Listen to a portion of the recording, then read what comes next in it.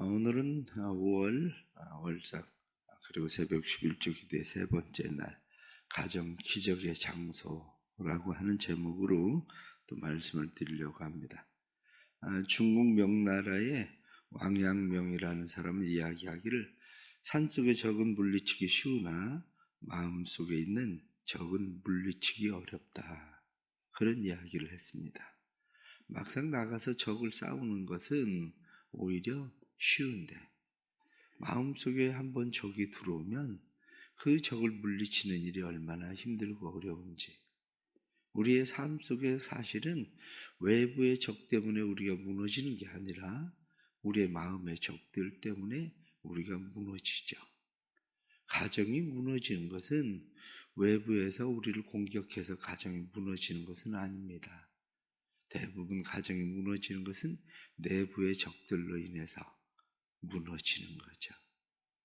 외부적인 경제적인 문제, 아니면은 질병의 문제, 아니면은 여러 가지 외부적으로 가정을 공격하는 일들 때문이 아니라 실상은 그 안에 있는 가족 간의 문제가 결국에는 무너지게 만들지요. 예수님께서 갈릴리 가나의 혼인잔치에 청함을 받으셔 가셨습니다. 왜 이 첫 번째 표적을 가나의 혼인잔치, 예수님께서 갈릴리에 있는 가나의 혼인잔치의 표적으로 예수님이 시작을 하셨을까 하는 거죠. 그것은 학자들은 이야기하기를 뭐라고 이야기하냐면, 예수님은 원하시는 것이 가정을 회복시키길 원하신다. 가정이 에덴 동산과 같이 회복되는 것을 예수님은 원하신다, 그렇게 이야기합니다. 그렇습니다. 왜 가정을 회복시키기 원하시나? 그 이유는 예수님께서 가정을 회복시키기 원하는 것은 기적은 가정에서 시작되기 때문이다, 그렇게 말합니다. 기적은 외부에서 시작되는 게 아니라 기적은 가정에서 시작됩니다. 때로는 우리는 주변에 있는 사람들을 보십시오.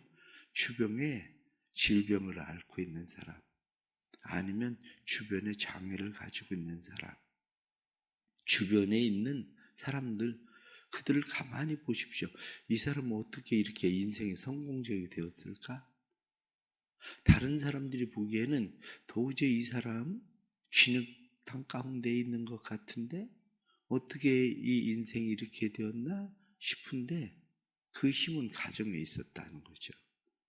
진흙에서 연꽃을 피우는 것처럼 사람들이 도저히 이 사람 이렇게 자기 스스로 인생이 이렇게 될 수 있는 방법이 없는데 어떻게 이렇게 되었을까 보면 가정의 힘이에요. 결국 가정은 어디냐? 가정은 기적의 장소입니다. 기적은 가정에서 시작됩니다. 우리가 잘 알고 있는 이 갈릴리 가나의 기적의 말씀 가운데 오늘은 몇 가지만 간단하게 말씀을 드리려고 합니다. 하나님께서는 맨 처음에 가정을 세우셨어요. 아담과 하와를 통해서 가정을 세우셨고, 하나님은 그 가정이 복된 가정, 복된 가정이라고 말하는 것은 누군가에게 기쁨과 즐거움, 흥을 줄 수 있는 가정이란 말이에요. 우리만 기쁘고 즐거운 게 아니라 갈릴리 가나의 혼인잔치에 사람들을 초청해서 그곳에 온 모든 사람들이 그 잔치로 인해서 기뻐하고 즐겁고 흥이 나게 만드는 것. 우리의 가정은 누군가에게 기쁨과 즐거움과 흥이 나게 하는 기쁨을 주는 장소, 그것이 어디냐면 우리 가정인 거죠. 우리의 가정의 식구들이, 아이들이 학교에 가든지 직장에 가든지 아니면 어디에 가든지 우리의 가정이 가는 곳, 그곳이 기쁨과 즐거움과 흥이 나는 곳. 그렇게 하려면 중요한 한 가지 먼저 생각하셔야 되는 게 있는데, 그게 뭐냐면 가정은 싸가지고 다닌다, 그렇게 말하는 거예요. 가정을 싸들고 다닌다, 싸가지고 다닌다. 그 이야기는 어떤 사람은 가정을 떠나면 가정과는 상관없는 것처럼 살게 돼. 그것은 마치 내가 대성교회 교인인데 내가 대성교회 밖으로만 나가면 나는 대성교회하고는 아무 상관없는 사람 같이. 그런데 대성교회를 싸가지고 다니는 사람, 내가 교회인 사람은 밖에 나가면 어디든지 가서 나 대성교회 교인이야. 아, 저 사람 대성교회 교인 맞아. 이렇게 되는 거죠. 마찬가지로 가정을 싸가지고 다니는 사람들은 나를 볼 때에 그 가정이 보이는 거죠. 아, 저 사람 가정 얼마나 행복할까? 얼마나 좋을까? 그런데 그 사람 때문에 행복한 거죠. 아, 엄마한테 어떻게 교육을 받았는데 저렇게 잘할까? 학교에서 어떤 아이들을 학폭 때리고 귀찮게 하고 괴롭히고. 근데 어떤 아이는 참 의외로 학교에서 조금 장애를 가지고 있는 아이를 얼마나 잘 돌보는지 어떻게 배워서 저렇게 잘할까? 이런 거죠. 그럴 때 다른 사람들이 보면서 아, 저 사람의 사는 가정은 참 행복하겠다. 때로는 시류와 좌절과 낙심이 찾아오는 그런 삶 속에서 직장에서 그 사람이 즐겁게 버티고 이 일을 하고 그러는 모습을 보면서 사람들이 참 저 가정은 행복하겠다. 이런 거죠. 우리의 삶 가운데 가정은 기적을 만드는 장소인데 가정의 기적은 단지 가정 안에서만 아니라 그것이 복이 되는 것은 내가 가정을 쌓아들고 다녀야 가정이 복이 되는 겁니다. 쌓아들고 다녀야. 우리가 가정을 이렇게 쌓아들고 다닐 때에 문제가 생깁니다. 그것은 뭐냐? 내 기쁨을 누가 먹어 치웠냐? 이 문제예요. 포도주가 떨어졌습니다. 이렇게 이야기하는 것처럼 내 삶의 기쁨을 먹어 치우는 게 생겨요. 누군가가 다 먹어서 그거 다 떨어져 버려요. 더 이상 내 안에 무엇을 주고 싶은데 줄 수 있는 그것이 바닥이 나죠. 기쁨이라고 하는 것은 두 가지가 있다고 이야기합니다. 하나는 하늘에서 내려오는 기쁨, 하나는 땅에서 만들어지는 기쁨. 그런데 땅에서 만들어지는 기쁨만을 가지고는 우리를 채울 수가 없어요. 채울 수가 없는 것뿐만 아니라 다른 사람을 채울 수가 없어요. 그런데 하늘에서 내려오는 기쁨을 소유한 사람이어야 자기 자신을 채울 뿐만 아니라 다른 사람을 채울 수 있는 힘이 생기는 겁니다. 하늘에서 내려오는 이 기쁨, 이것이 우리의 삶에 지속될 수 있는 그런 비결이 뭐냐? 바로 오늘 성경이 우리에게 말씀하고 있는 거죠. 우리의 삶은 사람들은 떨어졌을 때에, 바닥이 났을 때에 끝이 났다고 생각하지만 가정은 떨어졌을 때 시작하는 곳이에요. 떨어졌을 때 시작하는 곳. 모든 것이 다 떨어져 버린 것 같아요. 아, 더 이상 이제 살 수가 없다. 더 이상 이렇게 할 수가 없다. 모든 것이 떨어졌다고 생각을 하는데 사실은 떨어져야 길이 열립니다. 땅에 있는 기쁨이 떨어져야 하늘의 기쁨이 생겨요. 땅에 있는 기쁨은 때로는 건강이나 돈이나 명예나 땅에 있는 것들로 우리의 기쁨이 채워지지만 이 땅에 있는 기쁨이 떨어질 때에 비로소 하늘의 기쁨이 우리 안에 채워지기 시작하는 거죠. 제가 예전에 처음에 부교육자를 할 때에 부교육자를 하면서 제가 설교를 좀 많이 했습니다. 부교육자를 하면서 설교를 많이 하게 됐는데 설교를 많이 하면서 문제가 생겼습니다. 그 뭐냐면 설교를 부목사가 그동안 뭐 설교 훈련을 하면 얼마나 했겠습니까? 설교를 얼마나 많이 했겠습니까? 그런데 설교가 계속되기 시작을 하니까 설교가 내가 아는 지식의 설교가 바닥이 났어요. 내가 아는 지식의 설교가 이런 좋은 말 저런 좋은 말 이런 들은 설교 저런 들은 설교 설교를 가지고 설교를 하기 시작했는데 이 설교가 바닥이 나니까 더 이상 할 설교가 없어요. 그런데 그때서야 비로소 성경의 눈이 열리기 시작하더라고요. 그때서 비로소 설교가 되기 시작하더라고요. 그동안 한 설교는 내가 하나님께로부터 받은 은혜를 가지고 설교를 하는 것이 아니라 말씀을 깨달아서 하는 설교가 아니라 다 듣고 배운 설교였어요. 그런데 그게 떨어지고 나니까 비로소 설교가 되기 시작하더라고요. 가정도 마찬가지예요. 가정이 무엇이 떨어졌을 때에 끝나는 게 아니에요. 그때가 시작하는 때예요. 돈 때문에 줄이 돼서 서로 부부관계를 시작을 해서 혼인이 이어지고, 아니면 그 사람 얼굴이 서로 예쁘고 좋아서 그게 시작이 되고, 아니면 사람들은 자녀 때문에 모든 사람들이 다 땅에 있는 기쁨이 있습니다. 그런데 어느 날부턴가 땅의 기쁨이 떨어지기 시작해요. 얼굴 예뻐서 결혼했는데 평생 얼굴 뜯어먹고 사는 거 아니거든요. 그 사람 참 돈 많고 사업도 잘 되고 그래서 결혼했는데 사업이 항상 잘 되는 거 아니거든요. 그러면 얼굴도 늙어가지, 돈도 떨어지지. 그러면 무엇으로 가정은 유지를 합니까? 그때 유지하는 것이 땅에 있는 기쁨이 아니라 하늘의 기쁨이에요. 하나님께서 주시는 기쁨. 그러니까 가정은 무엇이 떨어졌을 때에 끝나는 것이 아니라 무엇이 떨어져야 비로소 시작합니다. 그러기에 무엇이 계속 떨어졌다고 생각이 될 때에 낙심하고 절망해서 우리 가정은 도저히 이어갈 수 없다, 우리 가정은 이제 끝났다, 이렇게 생각할 일이 아니라, 그럴 때 마음 가운데 가져야 되는 것이 이제부터 시작이다. 이제부터 이 가정은 하나님께서 만드시기 시작한다. 이제부터 기적이 시작된다. 바로 그거예요. 때로는 장애를 가진 자녀를 갖게 되는 가정들, 그런데 그 가정들을 보면 어떤 가정은 이제 끝났다라고 진짜 끝나는 가정이 생겨요. 그런데 어떤 가정은 그때부터 하나님의 기적이 시작돼요. 그때부터. 우리는 어떤가 하는 바로 그런 일들이죠. 그때 시작해야 되는 것이, 끝났다고 생각하면 아무것도 할 수 없지만 이제 시작이다 생각하면 기도하기 시작해야 돼요. 예수님의 어머니가 예수님에게 아들아, 이 집에 포도주가 떨어졌다고 한다, 이렇게 말하던 것처럼 기도하기 시작하는 일입니다. 100번의 근심보다 한 번의 기도가 낫고 1000번의 한숨보다 한 곡의 찬송이 낫다. 그런 말처럼 우리가 근심하고 한숨을 쉴 일이 아니라 오히려 하나님 앞에 기도하고 하나님 앞에 찬송하는 일이 우리의 삶의 시작이 돼야 기적은 시작되는 겁니다.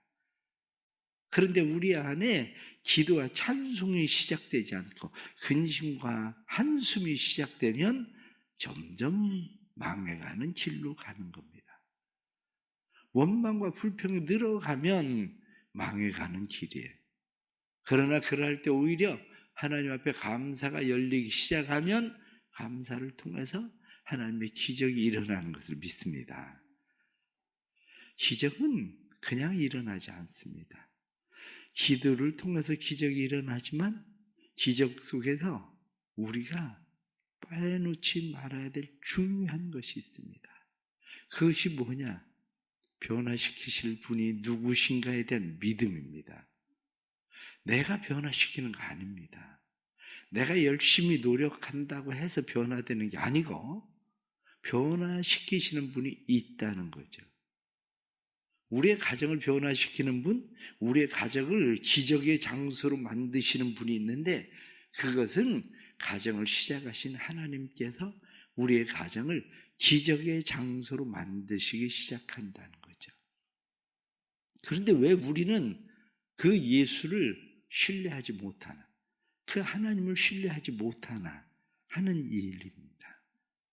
우리는 변화시키는 분이 예수 그리스도라는 사실에 대한 그 믿음, 이것이 적어서 그래. 예수님께서 갈릴리 가나의 혼인 잔치에 갔을 때 사람들은 아무도 그를 알아보지도 않았어요. 그런데 예수님의 어머니가 하인들에게 이야기합니다. 이분이 무슨 말씀을 하시든지 말씀하시는 대로 해라, 이렇게. 사람들은 생각합니다. 저 사람이 누군데? 근데 그 사람이 무슨 얘기합니까? 물을 떠다가 항아리에 채워라. 사람들이 생각할 때 아니 무슨 말이 안 되는 소리를 지금 왜 이 이야기를 하는 거지? 그런데 예수님의 어머니는 무엇라고 말씀합니까? 이분이 무슨 말씀을 하시든지 시키는 대로 해라. 바로 이거거든요. 시키는 대로 해라. 변화는 내가 일으키는 게 아니라고 하는 사실에 대한 인식이 필요합니다. 저 사람 목수 아니야? 사람들은 예수를 친척 간에 아는 사람들은 그가 목수라는 사실을 알고 있습니다. 목수가 와서 당신은 잔치나 그냥 구경하고 떡이나 먹고 가세요. 이렇게 할 수 있는 상황이지. 아니 저 사람이 뭔데 나한테 이래라 저래라 우리한테 그런 일을 시켜? 이 상황이 아니에요. 그런데 예수님께서 시키는 대로 그들은 했다는 거예요. 우리가 가정에 문제가 되는 것이 뭐냐면 모르면 가만히 계세요. 그거요. 남편이나 아내나 모르면 가만히 있어. 네가 하는 것은 비이성적이고 네가 지금 말하고 있는 것은 비과학적이고 네가 말하는 것은 비상식이잖아. 모르면 가만히 있어. 내가 아는데 내가 너보다 잘 아는데 가만히 있어. 우리는 서로가 가만히 있으래요. 그래 가정 안에서 서로가 가만히 있으라고 그러고 자기 혼자 하겠다고 무엇을 놨어요. 그러나 진짜 기적은 무엇라고 이야기해야 하느냐? 진짜 기적은 상한 자존심에서 시작한다. 그렇게 되어 있습니다. 자존심이 상했을 때에 그때부터 기적은 시작되는 거예요. 왜? 자존심이 상했을 때 인간은 부패하고 썩기 시작한다는 거예요.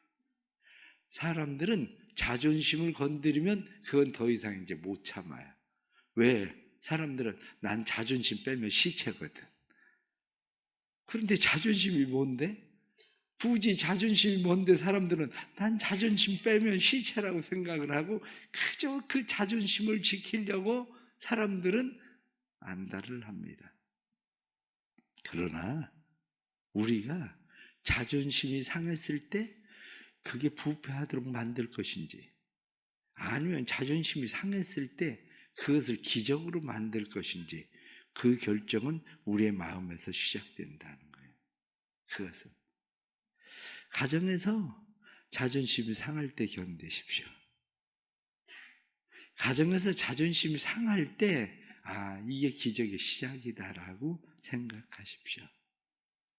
가정에서 자존심이 상할 때에 이것이 기적의 시작이라고 생각하는 사람, 그 사람은 순종의 길로 갑니다.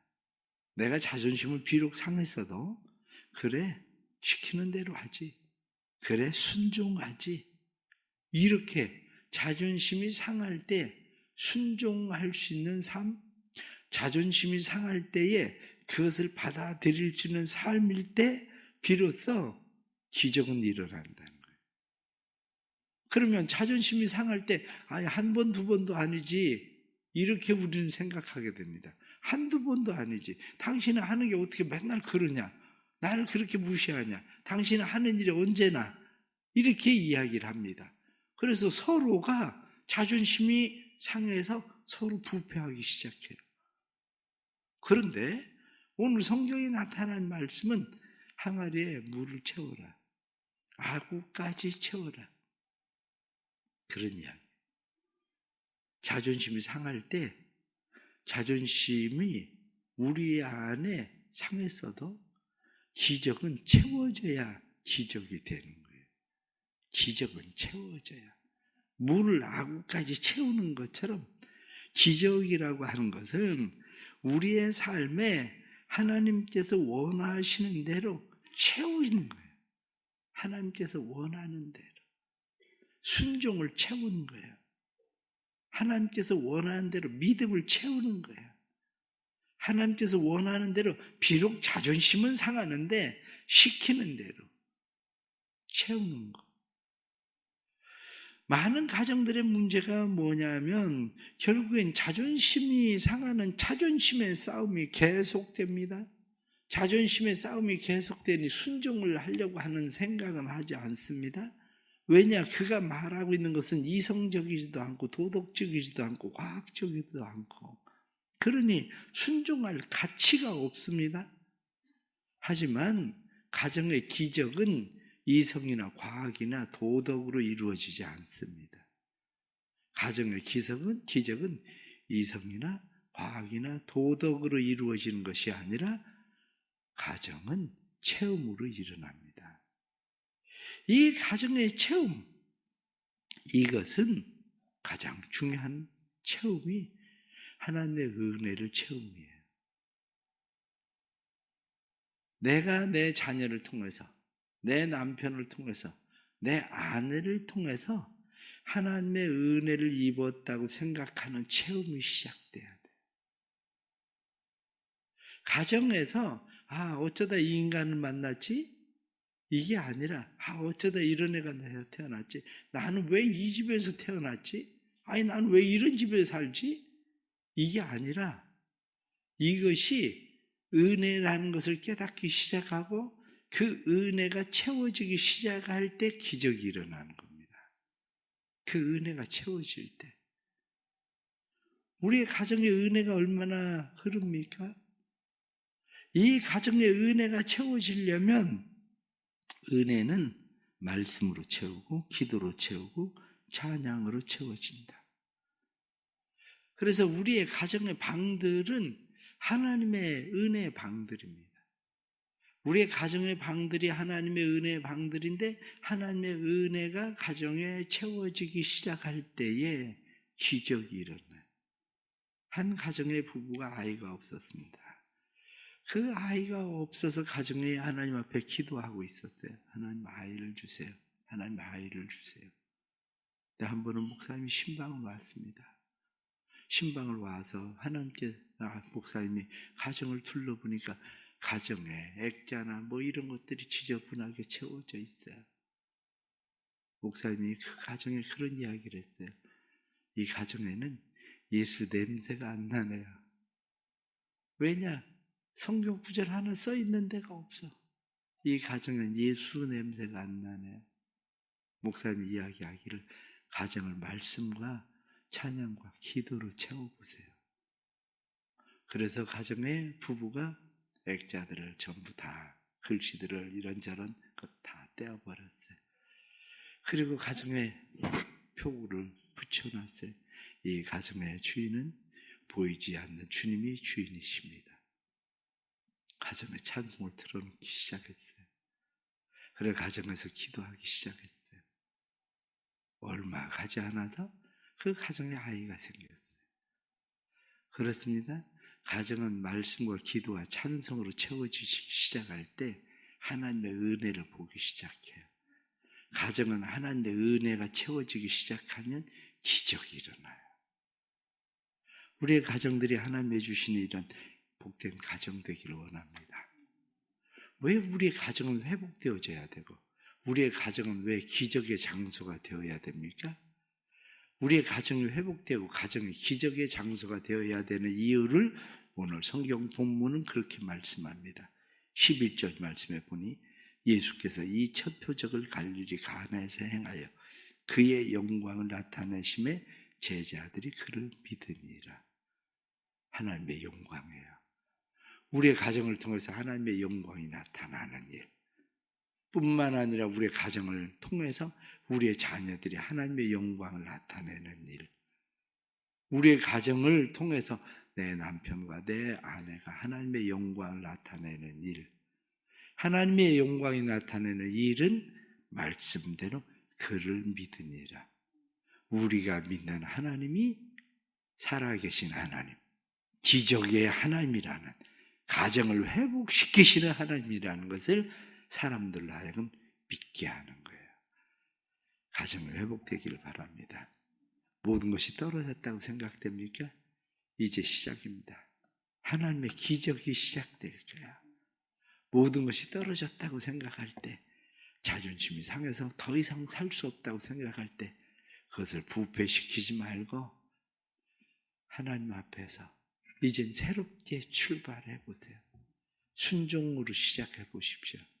그러면 하나님의 은혜가 우리의 가정을 통해서 하나님의 하나님 되심을 드러내고 사람들이 하나님을 믿게 되는, 나 때문에 다른 사람들에게 기쁨이 흘러가게 하는 기쁨의 잔치. 인생은 기쁨의 잔치입니다.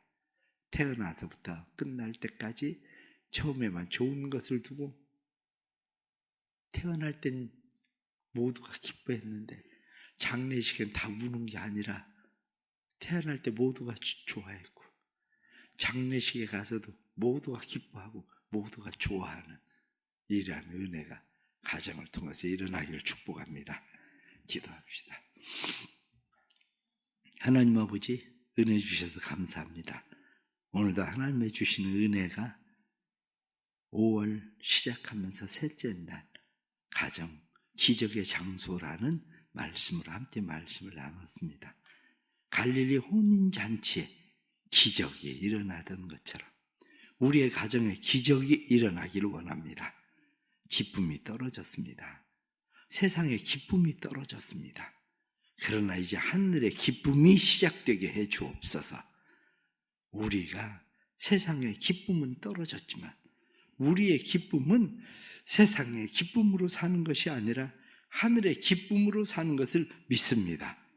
성령님 도와주옵소서. 특별히 우리 모두에게 기적을 만드는 사람들이 될 수 있도록 도와주시되, 기적의 주인공이신 하나님께서 우리의 가정에 일할 수 있도록 우리에게 믿음을 주옵소서. 서로가 서로에 대해서 원망이나 불평이 아니라 믿음으로, 신뢰로, 순종함으로 살게 해주셔서, 때로는 자존심이 상할지라도 그래도 우리의 삶에 하나님의 은혜로 채우는 일들이 일어나게 해주셔서 우리의 자녀들을 통해서, 남편과 아내를 통해서, 우리의 부모를 통해서 기적이 일어나도록 도와주옵소서. 육체 질병 가운데 있는 사람들이 치유되는 기적이 일어나게 하시고, 시련과 좌절과 낙심과 절망에 있는 사람들이 다시 새 희망을 가지고 용기를 가지고 일어설 수 있도록 도와주시고, 세상에 무릎 꿇던 사람들이 다시 세상에 무릎 꿇는 것이 아니라 세상에서 일어서서 기뻐 뛰며 살 수 있도록 주님 도와주옵소서. 주님의 교회가 5월 한 달 하나님의 행하시는 일들을 보게 하시되 기적의 하나님을 만나는 5월이 되도록 축복하시고, 우리가 해외 선교 사역과 그리고 또한 5월에 교회가 행하는 모든 일들, 또 하나님께서 교회 어버이 주일과 교회 창립 주일에도 은혜 주시고 하나님의 영광이 나타나도록 도와주옵소서. 감사하면서 이옥수 권사님, 박용자 권사님, 김종희 집사님, 또한 10의 1조 김충현 집사님, 1000번째 김종희 집사님 후재 헌금 드립니다. 믿음으로 드리는 모든 헌금들 기억하시고 이들의 가정에 하나님의 기적이 시작되게 하여 주옵소서.